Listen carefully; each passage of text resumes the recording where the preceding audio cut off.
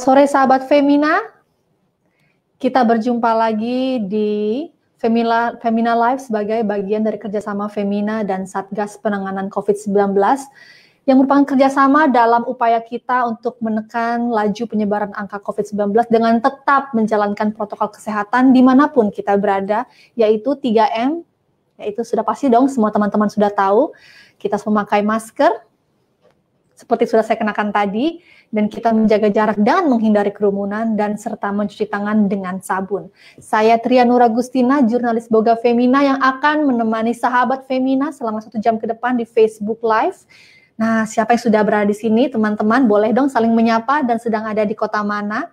Nah, teman-teman langsung saja, sudah 10 bulan ini kita bersama-sama melewati bulan-bulan pandemi. Ini tentu bukan masa yang mudah bagi kebanyakan orang.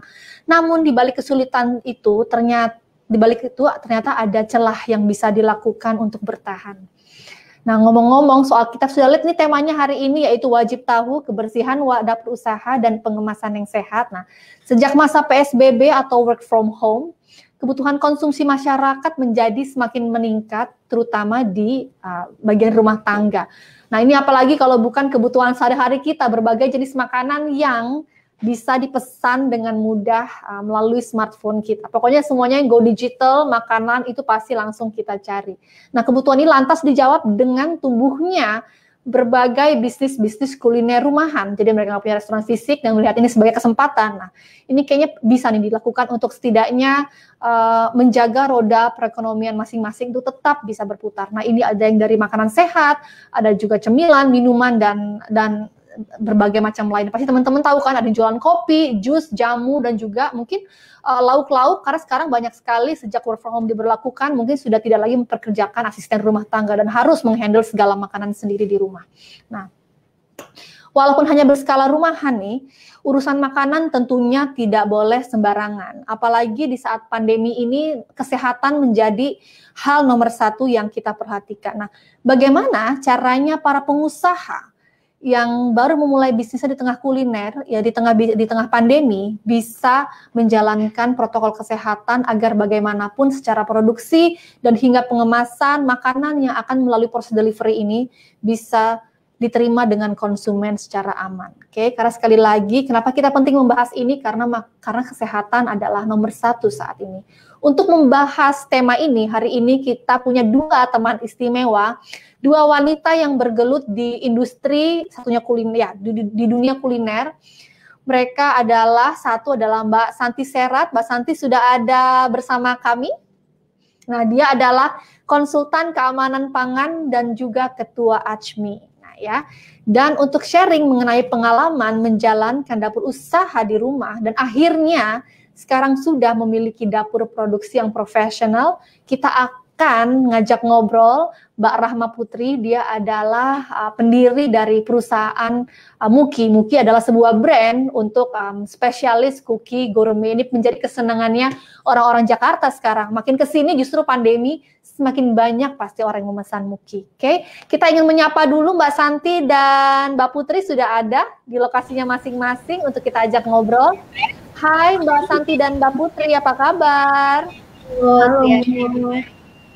Mbak Tria, makasih, baik juga. Ya, terima kasih. Pasti nih Mbak Santi dan Mbak Putri, terima kasih banget sudah meluangkan waktunya untuk berbagi pengalaman, berbagi pengetahuannya kepada sahabat Femina di luar. Ini pasti hari ini sibuk banget, apalagi hari Senin. Nah, kita akan mengajak mereka ngobrol tentang apa saja yang diketahui untuk mengelola dapur usaha di rumah. Nah, Anda bisa menulis pertanyaan di kolom chat, nanti akan kami kumpulkan dan kami jawab di akhir acara. Nah, kita akan memiliki 2 sesi, yaitu kita akan ngajak ngobrol kepada Mbak Santi. Dia adalah lulusan teknologi pangan di Australia yang tentunya sudah sangat berpengalaman dalam mengenangani bagaimana itu sertifikasi harus dijalankan di dapur profesional, dan tentu juga bagaimana dapur produksi itu seharusnya berjalan ya gitu. Nah, ini penting nih bagi semua teman-teman UKM, baru yang tadi seperti Tria bilang, baru mulai usahanya di rumah, ternyata mungkin membuat makanan yang enak itu gampang, tapi ternyata jika kita udah urusan pengen jual ke konsumen, nah banyak sekali hal-hal yang harus kita jaga agar kita tentu satunya nggak dikomplain, atau mungkin kita juga tetap bagaimanapun kita nggak pengen konsumen kita tetap bisa happy dengan makanan kita, tapi kita pun tetap bisa menjadi bagian yang menjaga kesehatan mereka. Karena ini makanan loh, jadi kita menjadi sesuatu yang akan mereka tiba di rumah, apalagi akan disajikan kepada keluarganya. Yuk, kita akan langsung ngobrol ke Mbak Santi. Setelah itu kita akan berjumpa kembali dengan Mbak Putri di sesi kedua. Mbak Santi sedang di studio dapurnya di Ramu Rasa Kemang. Iya, betul. Dari pagi kayaknya di depannya laptop melulu nih. Mbak, setiap hari itu bisa ada berapa acara depan laptop? Rata-rata? 3-4 kali gitu ya. Memang mungkin ada positifnya adalah mungkin yang dari yang jauh-jauh kita bisa ngerjain tuh bisa kita lakuin dengan online gini ya. Tapi kadang-kadang jenuh juga ya. Apalagi kalau urusannya misalkan ada cooking demo gitu, dan nggak enaknya kalau lewat online nggak bisa nyicipin langsung, hanya ngebayangin aja rasanya kayak apa ya. Kesibukannya sekarang berarti sekarang kalau di Ramu Rasa itu lagi banyak kelas online dong, Mbak? Kelas online, lalu udah mulai banyak yang sewa juga sih untuk syuting, lalu untuk kelas-kelas untuk masak, udah mulai beraktivitas dengan protokol yang kita tetapkan. Oke, thank you banget Mbak Santi untuk introduction-nya. Nah, hari ini kita akan ngobrol cukup casual. Pasti Mbak Santi punya berhalaman-halaman bagaimana menjalankan dapur profesional yang Mbak juga akhirnya sampai supaya kita memperoleh sertifikasi.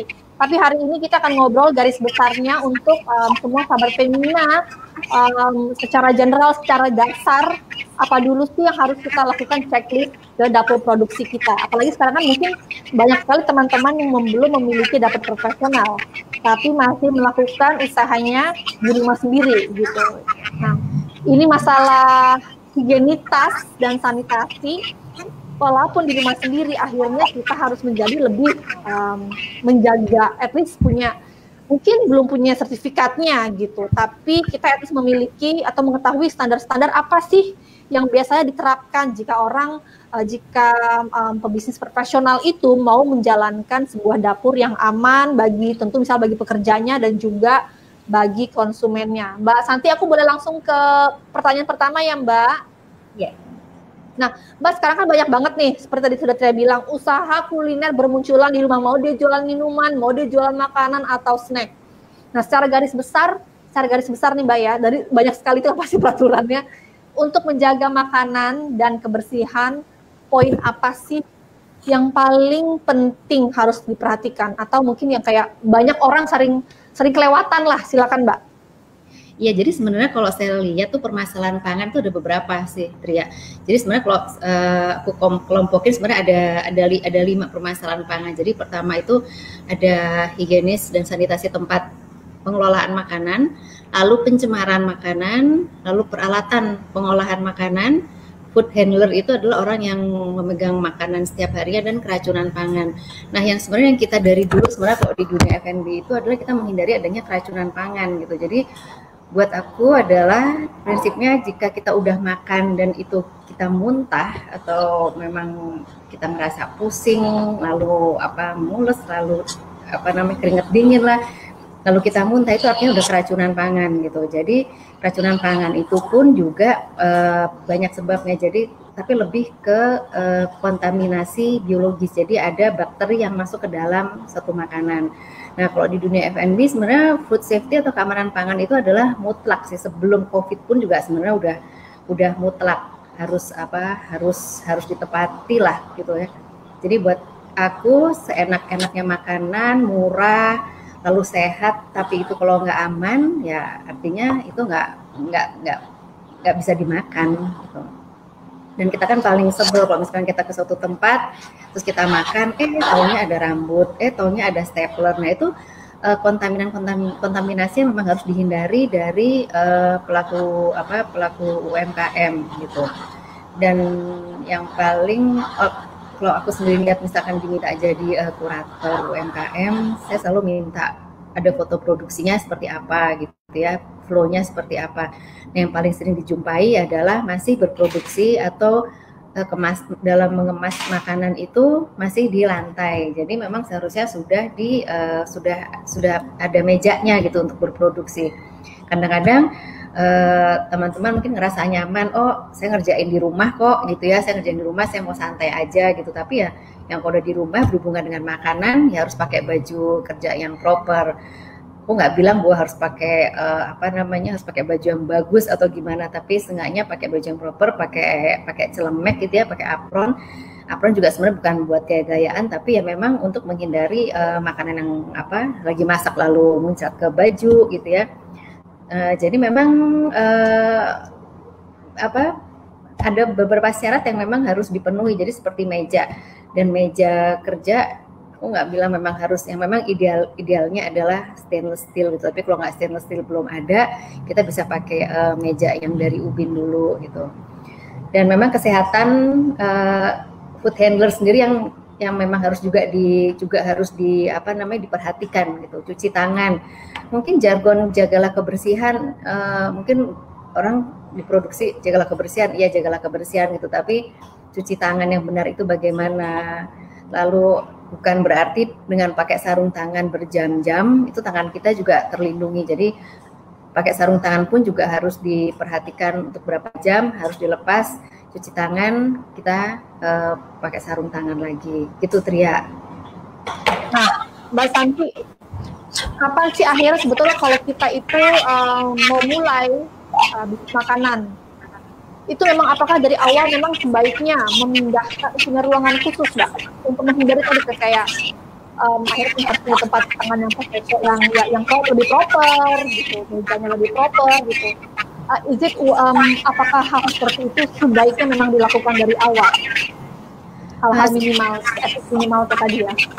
Sebenarnya misalkan ruangannya nggak terlalu besar gitu ya, nggak apa-apa juga, tapi memang harus dipisahkan mana ruangan untuk masak, mana ruangan untuk dari pertama kita nerima bahan, lalu preparation, lalu masak, lalu pengemasan gitu. Jangan sampai kita mengemas makanan di dekatnya kompor yang tempat kita juga masak, itu kan juga akan terjadi cross kontaminasi atau jadi nggak aman gitu. Jadi memang misalkan ruangannya satu ruangan ya itu harus dipilah-pilah sedemikian rupa gitu, nggak perlu besar juga tapi harus dipisahkan. Jadi tempat area nanti prepare juga nanti banyak barang-barang yang mungkin misalkan contohnya kita mau ngolah daging atau ayam gitu ya, punya usaha ayam goreng gitu ya, dan sampai nanti yang raw material yang masih fresh gabung dengan nanti pengemasan. Jadi dan proses masak pun juga harusnya proses masak diselesaikan pada saat itu juga, lalu setelah itu selesai baru pengemasan. Jadi jangan separuh-paruh juga gitu kalau memang ruangannya memang nggak memadai gitu. Jadi supaya flow-nya juga enak, jadi barang datang lalu kita prepare dulu, lalu kita masak, lalu pengemasan gitu. Mbak, nah berarti kan kayak tadi Mbak Santi ini sebenarnya sudah sering berkeliling ke Indonesia ya, melihat berbagai area produksi kuliner lokal gitu, UKM gitu. Kadang kalau kita lihat itu Mbak, makanan jadinya keren banget, sudah masuk ke toko oleh-oleh gitu, atau misalnya mereka menjual di rumah makan yang cukup proper gitu. Tapi ketika melihat di dapur produksinya, apa sih yang paling sering mereka lewati gitu kan? Aduh, ini kok masih kelewatan, padahal tadi kayaknya makanannya enak banget, atau dari segi kemasan tuh ini bagus banget gitu, nggak nyangka. Apa sih yang paling sering miss gitu dari dapur-dapur ini gitu? Dari dapur ini tadi aku sebutin adalah seringnya ngerjain pengemasan atau produksi masih dalam ini di lantai. Jadi benar-benar di lantai, nggak pakai sepatu, mungkin hanya pakai baju ya daster lah gitu, mengemas atau nah itu nggak proper. Dan tadi aku bilang memang harus di atas meja, baju juga harus rapi, jangan pakai sandal pun kita mentang-mentang di rumah ya harus pakai sepatu yang tertutup. Dan sebisa mungkin memang kalau food handler itu adalah yang kita masak di dapur, kita nggak pakai kutek juga, karena kita khawatir juga nanti dari kutek bisa ada zat-zat yang terkupas masuk ke dalam makanan gitu. Ya memang kalau aku lihat ya lebih ke ini sih cara berproduksi di rumah masing-masing ini gitu. Kita kan maunya meyakinkan customer kita bahwa apa yang kita masak ini bersih, aman gitu ya, dan nggak ada kontaminan apapun. Rambut juga harus selalu ditutup gitu. Kita nggak tahu nanti ada rambut satu jatuh gitu ya. Itu customer udah bisa langsung komplain kalau ada stapler, lalu ada gunting kuku lah gitu mungkin. Nah, itu perlu diperhatikan ya. Jadi berproduksi yang baik dan benar itu ya memang di atas meja. Kitanya sendiri pun juga kita sendiri juga harus menjaga kebersihan diri. Gitu. Nah, itu ya. Jadi kadang kita kalau memproduksi kadang di lantai karena pegel kan Mbak alasannya. Apalagi kalau mau Natal jatuh hamper, cookies, pegel Mbak pasti di lantai. Karena nggak boleh. Karena lantai juga tuh nanti harus ada harus disanitasi juga, lantai juga harus bersih gitu kan. Kita harus meyakinkan customer bahwa apa yang kita produksi itu adalah ya memang bersih dan aman. Yang perlu ditekankan kan bersih dan aman, karena memang food safety, keamanan pangan adalah nomor 1, apalagi di masa pandemi ini gitu. Semua orang maunya adalah tahu gimana sih food handlernya itu menghandle makanan yang kita beli, ya kan gitu. Nah, kalau pebisnis rumahan nih Mbak, karena kan UKM ini kan sekarang akhirnya UKM yang kecil ini dari rumahan akhirnya bisa menggerakkan ekonomi dan bisa menjadi sektor yang membangkitkan lah at least secara dari wilayah mereka sendiri akhirnya membesar.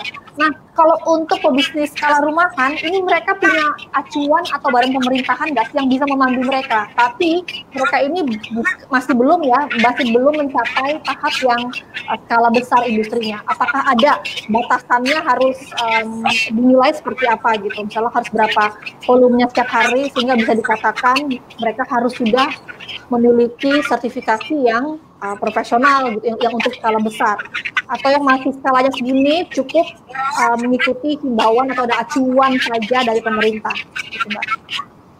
Nah sebenarnya kalau acuan pemerintah seharusnya rata-rata kalau mereka ini para pelaku UMKM ini harus sudah punya PIRT, izin industri rumah tangga, itu udah harus banget ya.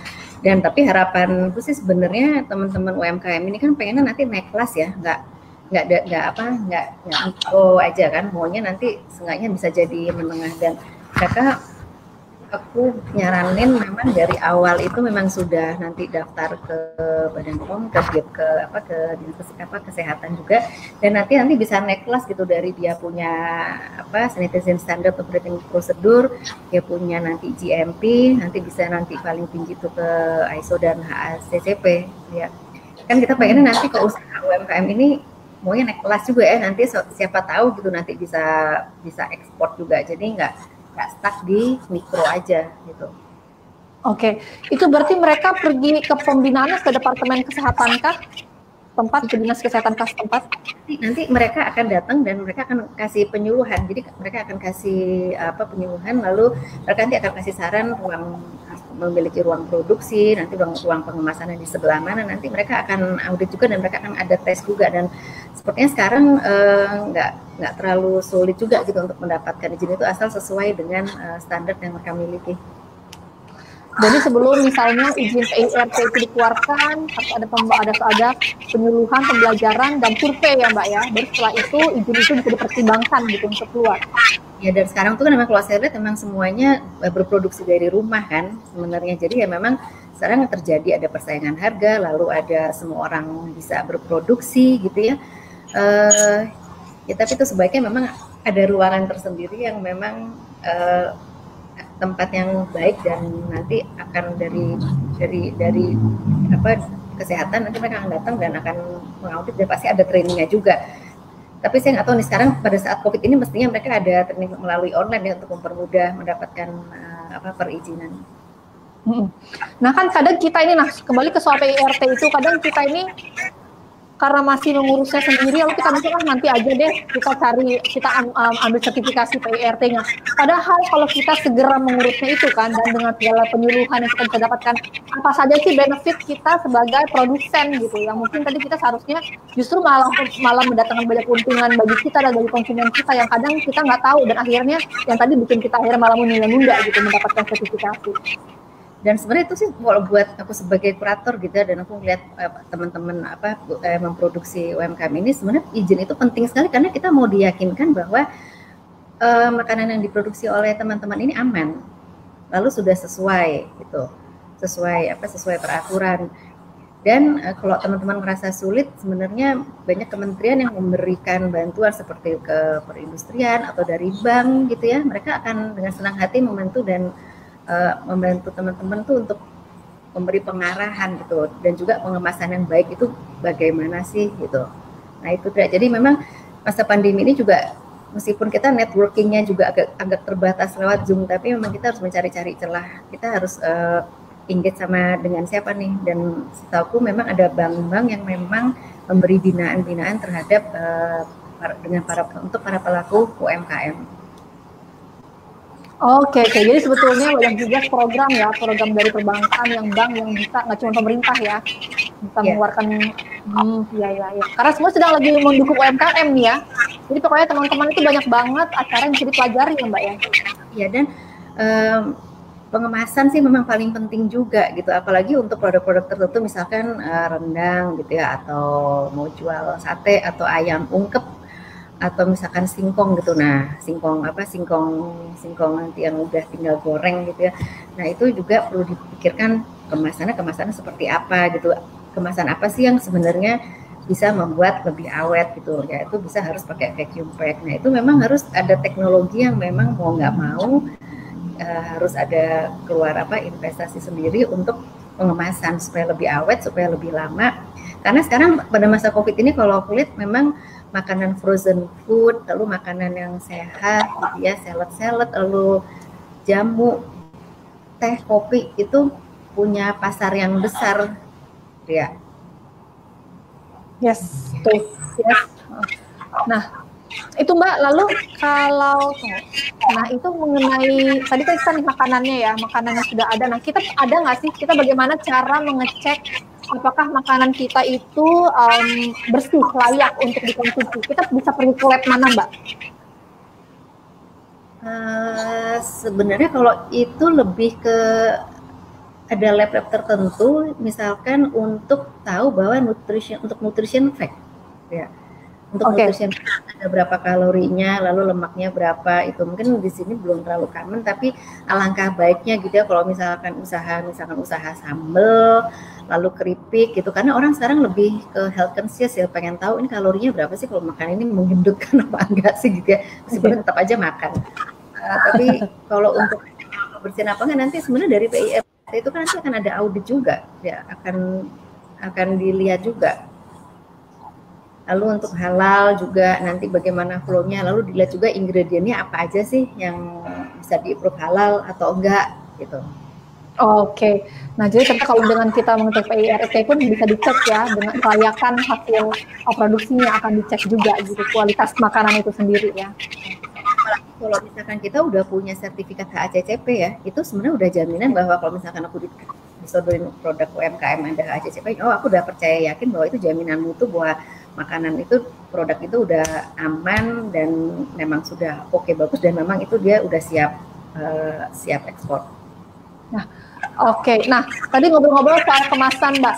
Nah, kalau peraturan guidance ya selama pandemi untuk memperlakukan produk yang dikemas dan dikirim secara delivery, itu ada nggak Mbak acuannya, atau di mana teman-teman bisa datang untuk berburu dulu gitu, atau mengecek itu cara aku mengemas nih udah bener nggak ya, atau ternyata aku harus ada tadi ada kayak vacuum pack gitu, ada alat-alat yang bisa lebih menjamin sanitasi produk sebelum keluar dari dapur produksi.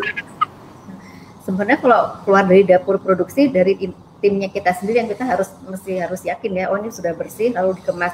Kalau aku sendiri pengalamannya adalah ya, misalkan jadi kemasan dari makanan, lalu kemasan primer, lalu kemasan sekunder dengan plastik, itu ya kalau sekarang ini kita harus pakai kabel tis ya, atau diikat supaya aman, karena dalam perjalanan dari titik A ke titik B supaya lebih aman. Tapi kalau acuan sepertinya beberapa kali waktu itu Kemenparekraf memang meminta masukan pada pelaku kuliner, tips apa aja sih gitu. Dan tapi sekarang ini setahuku adalah Kemenparekraf ini membuat acuan namanya CHSE. Jadi Cleanliness, Health, Safety, Environment. Nah, nanti teman-teman bisa klik juga nih di Google, cari CHSE Kemenparekraf. Nanti bisa mendapatkan assessment juga, kalau nggak salah ya. Jadi nanti di dalam CHSE ini memang akan menjamin untuk usaha hotel, contohnya Arum Jeram, lalu desa wisata, lalu lapangan golf, lalu rumah makan ini juga ada acuan-acuan CHSE-nya. Jadi gimana tamu datang, lalu harus cuci tangan, lalu harus disediakan hand sanitizer, toilet juga harus bersih dan wastafel gitu Tria. Oke, sip. Terima kasih banget Mbak Santi atas penjelasannya. Sekarang teman-teman sudah lebih tahu ya secara mendasar begitu pentingnya kita ini memisahkan dapur produksi kita dengan dapur kita sehari-hari untuk keluarga. Jadi bagaimanapun walaupun itu masih bisnis rumahan, tapi kita tetap harus menangani kebersihan dan melihatnya secara profesional mungkin gitu. Dan kalau bisa, tentu target selanjutnya adalah mengejar PIRT itu supaya bisa memastikan bahwa produk yang kita produksi itu lebih terstandarisasi dan lebih bisa menjamin kesehatan, keamanan pangan bagi konsumen kita. Nah, thank you banget Mbak Santi. Nah, kita boleh Mbak Santi sekarang kita mau ngajak ngobrol dulu ke Mbak Rahma Putri yang merintis bisnis Muki, yang penggemar udah banyak banget, cookiesnya enak banget, tapi dia memulai dari bisnis rumahan dan tapi sekarang sudah punya tentunya dapur produksi. Kita akan langsung ngobrol-ngobrol dengan Mbak Rahma Putri untuk mendengar ceritanya dari dia ya, dari sisi pebisnis. Mbak Rahma Putri, hai. Halo. Mbak, terima kasih banget. Sekarang lagi di rumah atau di rumahmu dan workshop itu berbeda lokasi, Mbak? Berbeda. Ini aku sekarang lagi WFH. Jadi sebenarnya kalau untuk di kantor Muki sendiri kita emang kepisah. Kita mempunyai rumah khusus untuk bikin itu. Dan aku sekarang lagi di rumah. Dan karena emang masih rawan-rawannya kan, jadi kita masih bagi-bagi shift. Jadi kadang aku masuk, kadang aku di rumah. Kondisinya sekarang lagi di rumah. Oh oke. Seberapa sering Mbak biasanya kalau Muki itu berarti kamu udah nggak harus menangani produksi lagi kan? Sekarang lebih ke konsep, lebih ke plan besarnya gitu. Iya, aku kalau dulu memang aku fokus dari segala aspek sih, dari segala branding sampai produk dan segala macamnya. Tapi untuk sekarang karena emang kita udah alhamdulillah juga sudah berkembang, jadi udah ada mempunyai divisi dan tim masing-masing gitu, terutama di bagian produksi. Jadi kalau untuk sekarang aku bagian lebih ke quality control-nya aja. Walaupun aku nggak selalu di dapur, tapi aku selalu memanage quality control-nya lewat dari grup atau CCTV seperti itu. Nah, tuh udah ada CCTV ya. Jadi bersih dan nggak ada yang makan tiba-tiba makan cookiesnya gitu. Dia produksi 1000 kok keluar 500 gitu pada makan. Bukan tapi itu mengecek kebersihan ya Mbak ya. Mbak Putri, ceritain dong awalnya bagaimana Muki itu berdiri. Pasti dong dari rumah sendiri dulu mulainya sampai akhirnya kapan memutuskan, nggak bisa nih. Udah harus punya dapur terpisah. Pertimbangannya apa? Silakan Mbak. Jadi sebenarnya dengan background aku yang sangat berbeda dengan yang sekarang, jadi aku memang mengawali Muki dengan aku masih full time sebagai fashion designer waktu itu. Dan aku memang tidak mempunyai pastry degree atau hospitality, yang dimana aku perlu belajar itu semua alias antara otodidak atau ngambil courses. Nah waktu itu bikin Muki itu hanya sekedar hobi dan emang jualan sampingan yang emang dilakui di rumah. Tapi pas menjalani bisnis Muki itu pun aku sadar ada beberapa aspek yang aku harus research dulu, terutama karena kita kan jual makanan, beda dengan aku bikin baju itu yang dimana tinggal cuci kelar gitu setelah bikin. Tapi kalau untuk bikin makanan kita kan harus tahu prosedur step by step-nya bagaimana. Jadi yang waktu itu aku lakui adalah sebelum memulai Muki dengan bikin konsep dan segala macam halnya, aku memulai research mengenai kebersihan dulu. Gimana sih industri profesional pada umumnya, mereka bagaimana cara menghandle posko-posko dalam produksi, dan juga bagaimana handling pas pembikinan adonan dan juga packaging, terutama packaging ya gitu.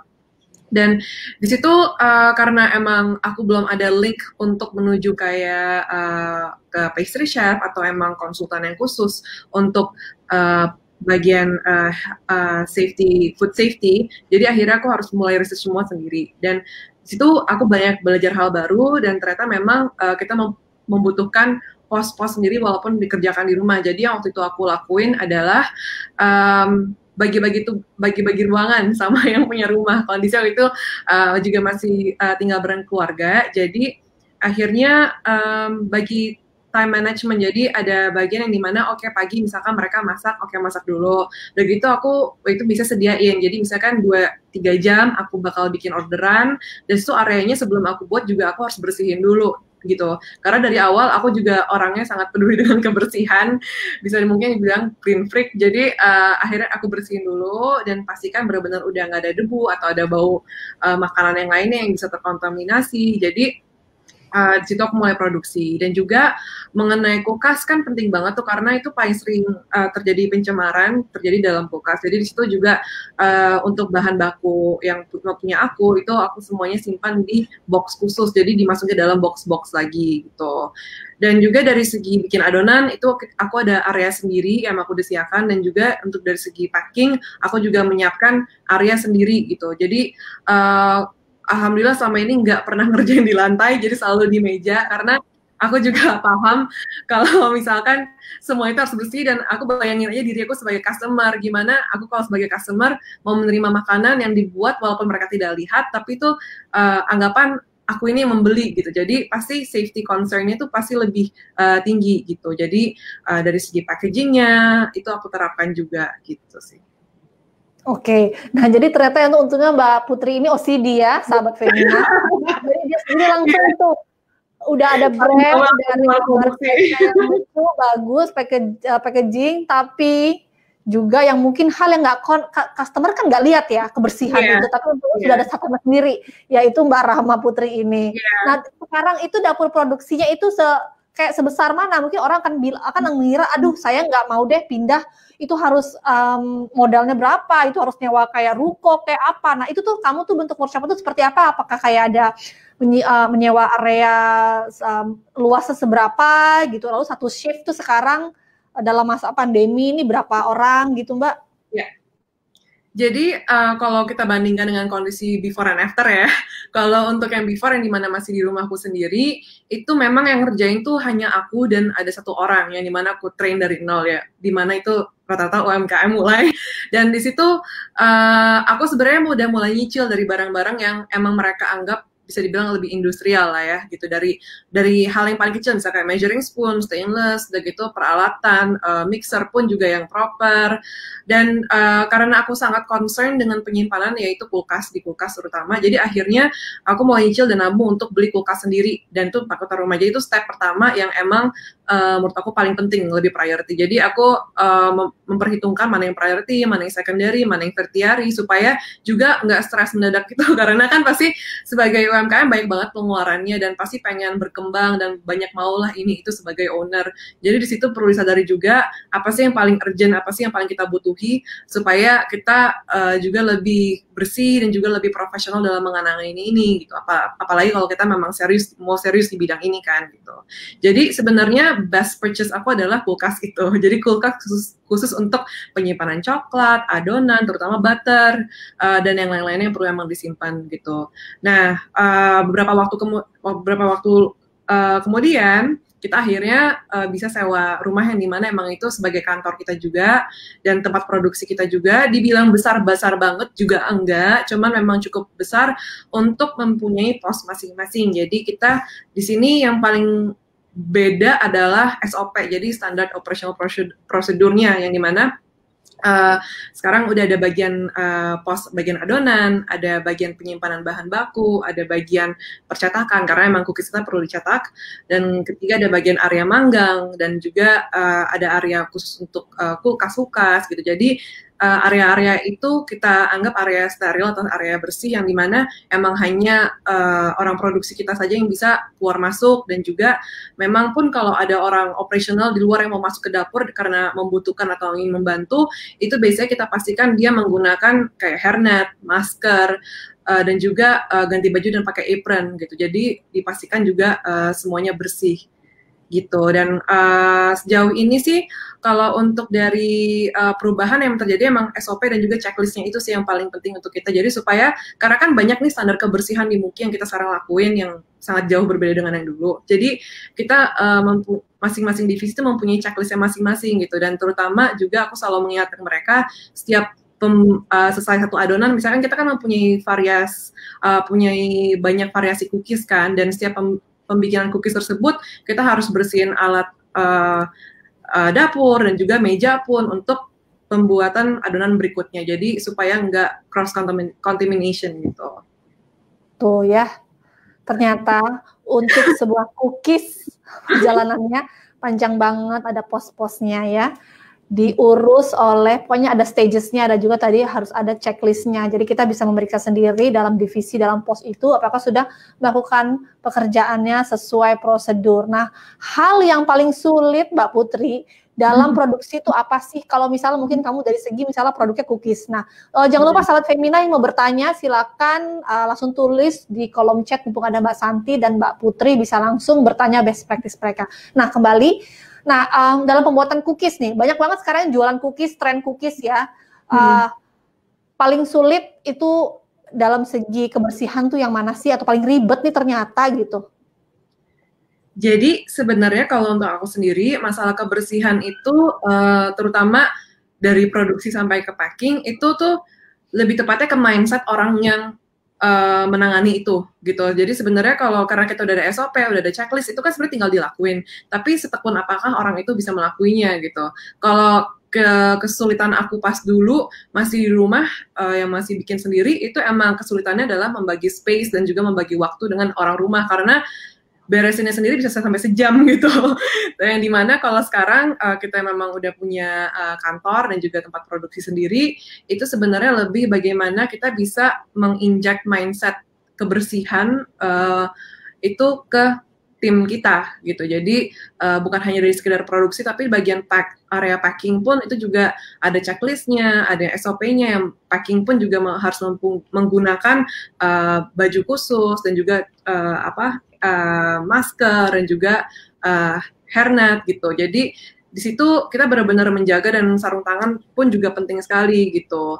Dan kesulitannya baik lagi sih, ini gimana kita bisa mengajari orang tersebut supaya tetap tekun menjalaninya, dan juga bagaimana kita tuh bisa lebih aware dengan apa yang kita lagi lakuin nih gitu. Oke. Nah, karena tadi juga kemasan tuh bagi Muki pasti sangat penting. Kemasannya itu apakah sudah seperti apa sih kemasan Muki? Sudah memenuhi standar keamanan pangankah? Dan apakah sejak pandemi melakukan penyesuaian khusus gitu dalam pengemasan, atau hal-hal lain yang menjaganya tetap lebih aman, lebih terhindar dari kontaminasi selama delivery, Mbak Putri? Jadi sebenarnya kalau untuk dari packaging sendiri, kita tuh dari awal memang sudah strict dengan packaging kita sih. Jadi kita pasti pengen customer tuh menerima sebersihnya, semaksimalnya, sebagusnya gitu. Walaupun memang delivery kan sekarang tuh bisa lewat kurir macam-macam, dan kita nggak tahu apa yang terjadi pas perjalanan itu kan. Jadi kita sebisa mungkin menjaga dari awal gitu. Yang biasa kalau untuk Muki sendiri standarnya tuh kita kan emang mempunyai core value, yaitu being mindful. Nah, dengan cara salah satu mindfulnya itu adalah dengan kita menggunakan packaging yang eco-friendly, karena kita juga pahami banyak banget sampah yang tidak terurai, terutama di negara tercinta kita ini, yang belum memang mumpuni untuk nge-recycle atau meng-upcycle suatu material, yang dimana kita di sini membantu dengan cara menggunakan hal yang lebih mudah untuk di-recycle. Jadi kalau untuk dari Muki sendiri, kita menggunakan rata-rata tuh paper bag.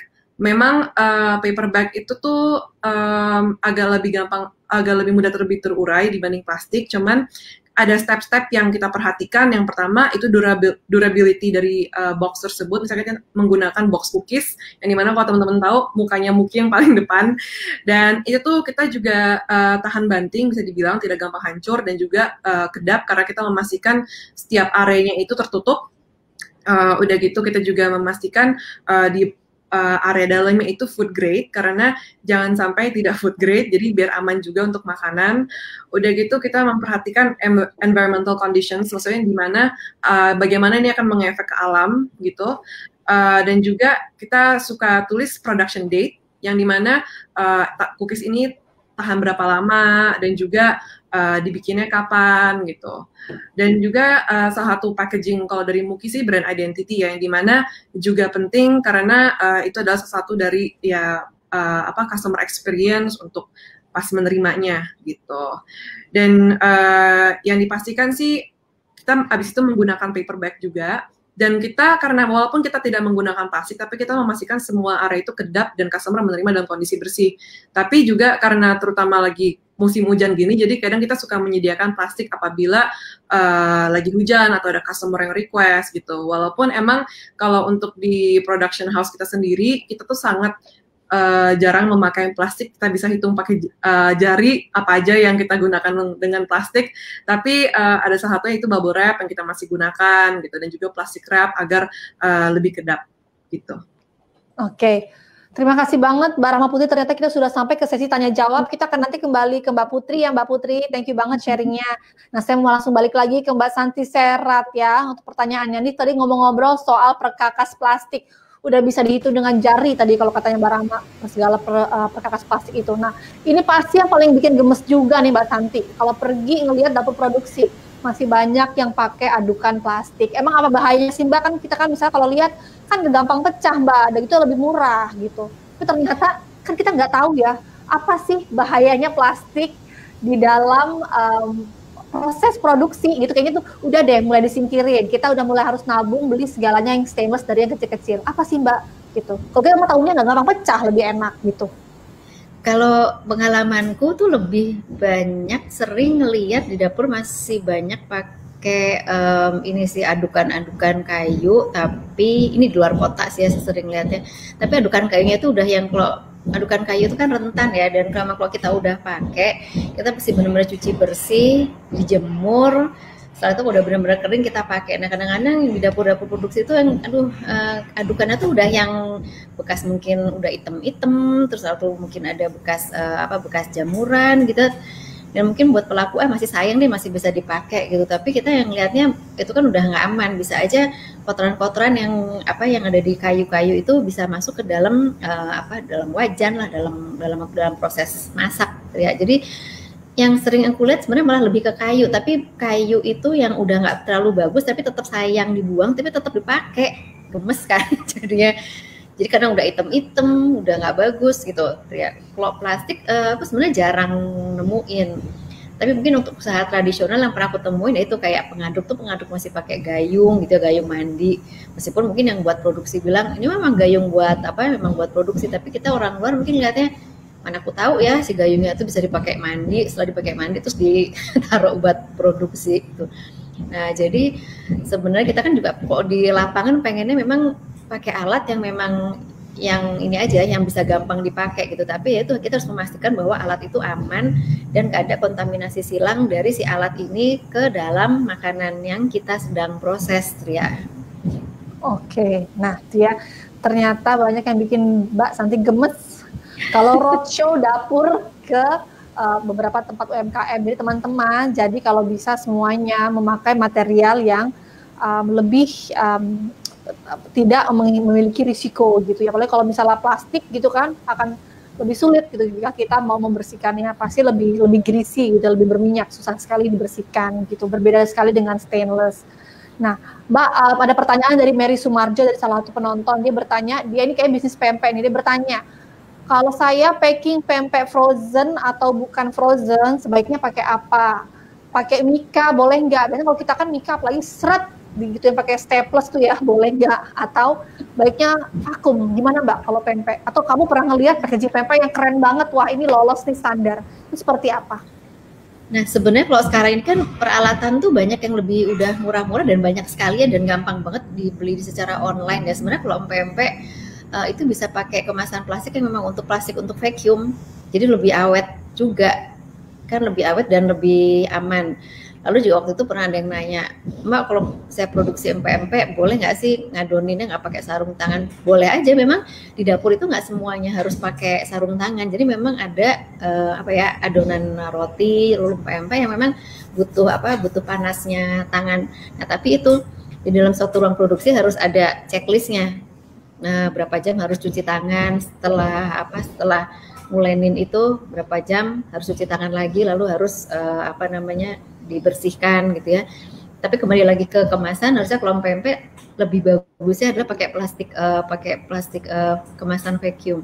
Dan sekarang banyak kok kemasan vacuum yang memang kita bisa beli online yang nggak usah yang terlalu besar tapi yang kecil, tapi memang bisa mengeluarkan udara dan lebih kedap dan jadi lebih awet. Kita kan pengennya beli makanan lalu awet, dan bukan berarti awet itu kita naruh di freezer berbulan-bulan sampai berapa tahun juga gitu. Freezer sama kulkas itu memang untuk memperpanjang daya tahan, tapi kalau kita naruhnya juga udah berlama-lama, khawatirnya juga kualitasnya juga berkurang dan rasa juga bisa berkurang. Tuh ya. Jadi janganlah menimbun makanan ya bagi teman-teman yang sekarang lagi semua mesen-mesen makanan ya, walaupun dari vacuum pack, tetap sebaiknya juga ada umur konsumsinya. Nah, dari Wulan masih buat Mbak Santi. Nah, dia bertanya nih, kalau membeli kemasan makanan, sebenarnya membeli kemasan makanan di pasar, apakah kemasan tersebut bisa terjamin keamanannya, atau nih misalnya dia nggak yakin beli kemasan itu sebaiknya di mana, Mbak? Kan di pasar kan banyak ya, Mbak, gitu. Bisa kadang numpuk gitu. Iya, dan kadang-kadang kita kan suka kita beli di mana gitu. Nah, mungkin kadang-kadang kita kan mungkin sebelumnya kalau misalkan kita masih pakai plastik misalkan gitu ya, pakai plastik kresek gitu ya, dan sekarang plastik kresek itu kan sebenarnya juga udah ada yang biodegradable dan ramah lingkungan. Paling sebel memang kadang-kadang kalau dalam keadaan kepepet terus beli sesuatu di warung atau apa dapat plastik yang warna hitam dan yang bau gitu ya. Dan kalau kita ke pasar ya sebaiknya kita bawa kemasan sendiri aja gitu dari rumah supaya kita merasa lebih aman. Kalau menurut saya gitu, bawa kemasan dari rumah. Meskipun plastik kita mungkin juga udah bisa beli plastik secara online gitu ya. Kalau yang di Rajawa mungkin lebih mudah, tapi ya memang akan costnya lebih banyak, tapi kita juga menjaga lingkungan kita dan lebih bisa didaur ulang. Dan tapi balik lagi pesan saya, kalau memang mau aman kita buat kemasan dari rumah. Selama belanja kita juga pakai kemasan kita sendiri, pakai tas kita sendiri, jadi aman. Gitu. Oke, sip lah. Nah, sekarang ini giliran ada pertanyaan buat Mbak Rahma Putri. Mbak Rahma ini ada yang bertanya nih, untuk mencetak kemasan Muki yang lucu-lucu itu, yang ada grafisnya, ada muka-muka Mukinya itu, apakah kita harus pergi ke percetakan yang khusus untuk mencetak kemasan? Nah, mungkin dia khawatir soal tintanya ya, atau sebetulnya secara general kalau kita pergi ke percetakan memang, apalagi bisa percetakan makanan ya gitu, food packaging gitu, mereka secara peraturan memang sudah memakai tinta yang food grade, Mbak. Oke, jadi kalau untuk Muki sendiri memang kita udah nge-resource selama 4 tahun terakhir ini banyak R&D dan tes packaging, dan juga pun kita sempat cek juga ke tempat produksinya malah gitu, untuk memastikan kalau memang apa yang mereka lakukan itu sesuai dengan standar dan juga emang aman untuk makanan. Kalau untuk packaging Muki sendiri, kita memang mempunyai vendor khusus yang dimana packaging kita memang khusus untuk membungkus cookies Muki gitu. Dengan itu kita juga memastikan vendor tersebut itu aman dari segi tintanya. Kebetulan emang bagian cookiesnya Muki itu tidak kena dengan bagian tinta packagingnya, tapi memang pertama kan box luarnya itu kan memang bagian luarnya itu ada tintanya. Dan itu kita juga cek vendor kita sendiri itu emang khusus untuk produksi box-box makanan, yang dimana kita juga ngeliat ada beberapa brand makanan lainnya yang buat di mereka, dan kita juga lihat cara pengguna mereka pun juga bersih gitu. Udah gitu yang kedua, pas kita menerima packaging tersebut pun kita juga bersihin ulang lagi, memastikan tidak ada debu atau apapun gitu di dalamnya. Udah gitu yang ketiga, kita memastikan lagi mengalasinya pakai wax paper, yang dimana wax paper itu biasanya kayak seperti untuk bungkus nasi, yang dimana memang aman untuk makanan gitu.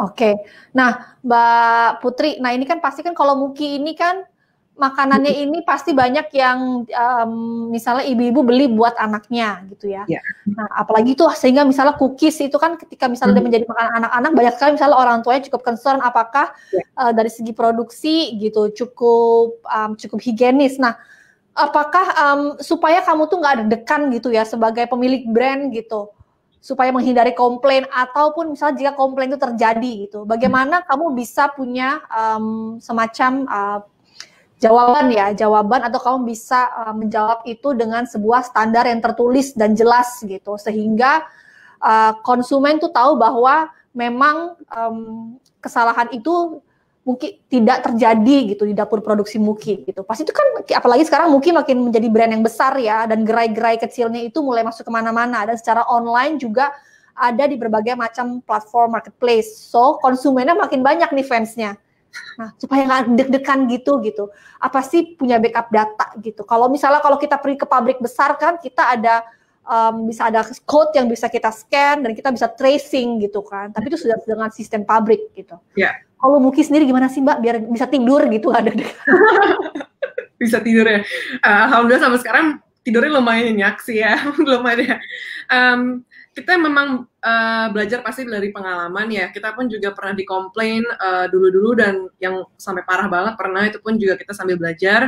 Tapi udah berapa tahun terakhir ini pun kita juga untuk persoalan komplain sudah sangat hampir nggak ada ya, bisa dibilang sangat minimal sekalipun. Kalau biasanya komplain itu biasanya pembawaan dari segi drivernya, cookiesnya patah atau apa seperti itu.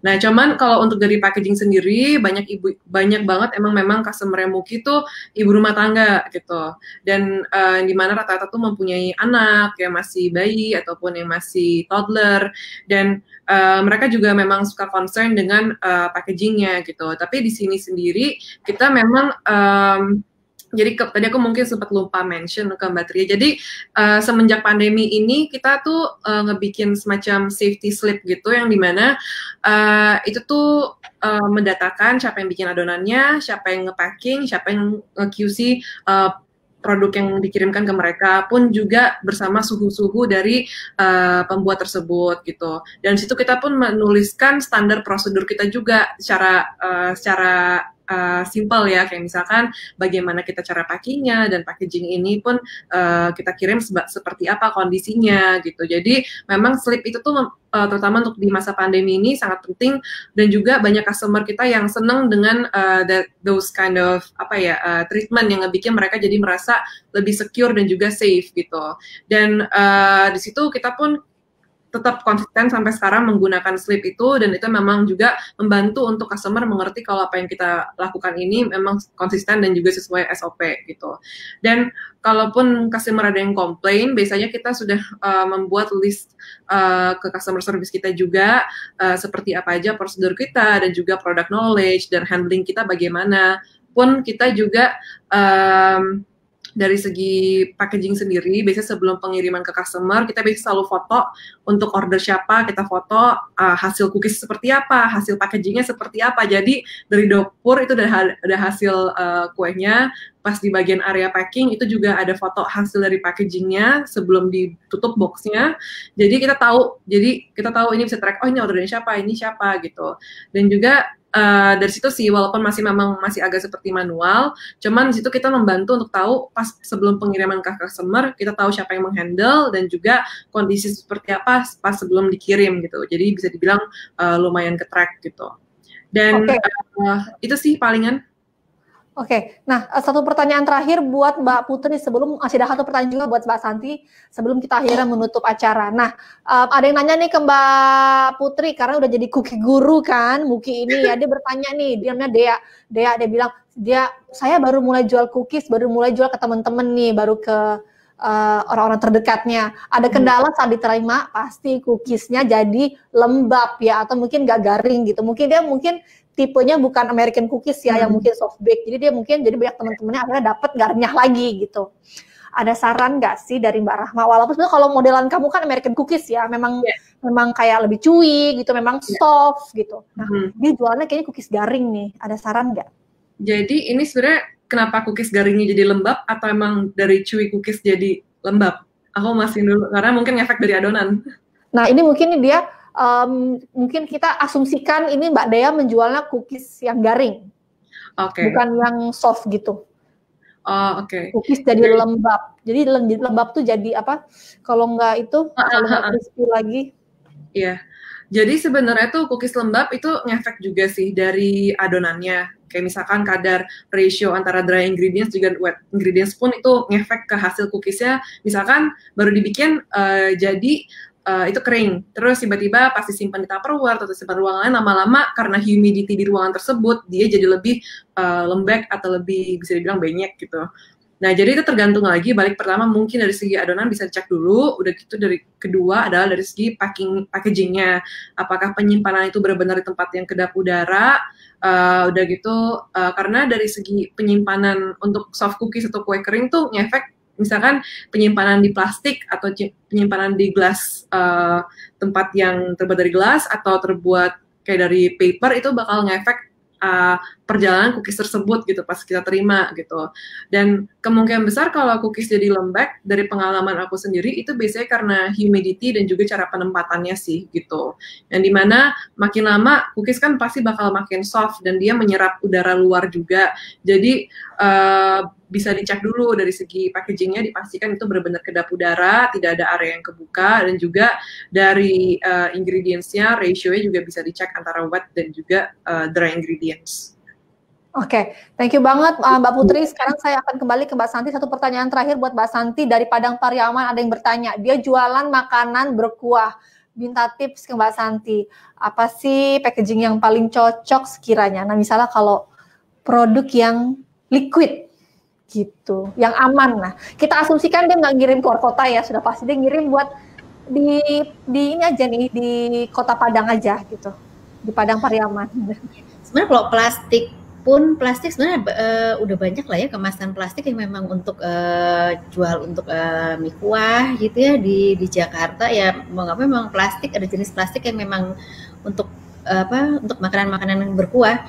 Jadi kalau aku sendiri punya produk mie ayam dengan kuah, ya aku memang beli di suatu tempat yang memang plastiknya memang udah memang food grade dan memang bagus untuk memang oke untuk makanan ya. Gitu tuh ya, dari Yus Rizky ya, semoga tadi pokoknya pastikan kamu pergi mencari packaging untuk makanan berkuah yang bahannya cukup kuat dan itu yang Mbak ya sudah food grade. Oke, terima kasih banget kepada Mbak Santi dan Mbak Rahma Putri atas waktunya. Kita ngobrol-ngobrol di sore ini tentang bagaimana kebersihan dapur usaha dan pengemasan yang sehat. Oke, kita berjumpa lagi Mbak Santi dan Mbak Putri, semoga tetap sehat-sehat selalu selama pandemi ini, menjaga kesehatan, dan pokoknya teman-teman jangan lupa langsung follow juga Mbak Muki dan Mbak Santi Serat. Mungkin mau bertanya tips-tips lainnya bisa langsung tanya langsung kepada narasumber kita berdua hari ini. Oke, terima kasih banget kepada Mbak Rahma Putri dan Mbak Santi Serat, Tria sampaikan untuk bincang sore ini. Semoga obrolan ini bisa menjadi informasi bermanfaat untuk sahabat wirausaha Femina yang sedang menonton tayangan ini. Thank you ya Mbak Santi dan Mbak Putri, kita berjumpa lagi. Oke, sebelum saya mengakhiri acara, sekali lagi saya ingin mengingatkan bahwa masa pandemi belum usai. Jaga terus protokol kesehatan di rumah. Ingat pesan Ibu tuh ya, jangan pernah bosan untuk mengingatkan anggota keluarga untuk melakukan 3M, yaitu memakai masker, mencuci tangan menggunakan sabun, menjaga jarak, dan menghindari kerumunan. Terima kasih sahabat Femina yang sudah menyaksikan live. Sore ini kita akan berjumpa kembali dengan obrolan mengenai COVID update di Senin depan. Saksikan terus tentang topik-topik yang bersama tentang kenormalan baru di saat ini bersama Satuan Tugas Penanganan COVID-19 agar kita semua tetap waspada. Terima kasih kepada sahabat Femina yang telah menonton. Kita berjumpa lagi. Saya Tria Nur Agustina undur diri. Terima kasih.